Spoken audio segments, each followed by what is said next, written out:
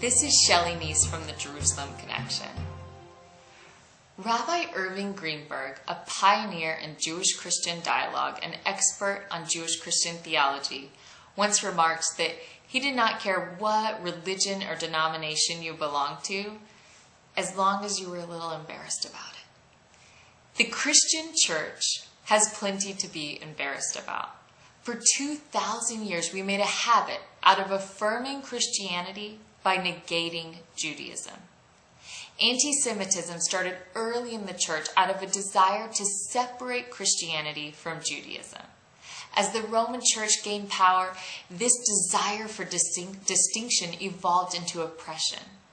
At best, Jews were forcefully converted. At worst, they were burned at the stake.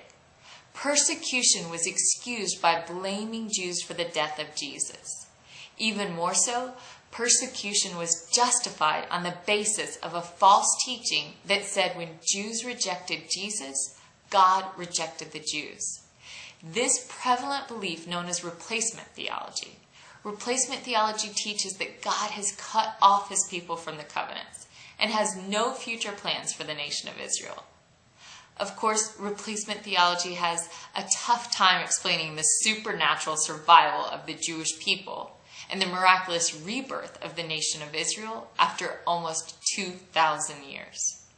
Christian teachings of contempt fed the fires of anti-Semitism for centuries.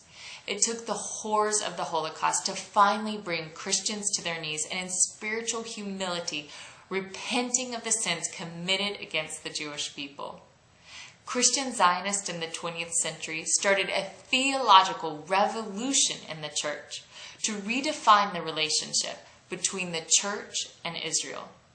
The first steps were to reject replacement theology, recognize Judaism as a living religion, and embrace the fact that God's covenant with the Jewish people is eternal. It's a simple acknowledgement. When God says, "I will make an everlasting covenant with them," he is talking about the Jewish people. Christian Zionism has since become a loud voice against anti-Semitism. We now stand in support of Israel as a way to right our wrongs. Our aim is to turn afflictions of the past into blessings of the present. Shavua Tov.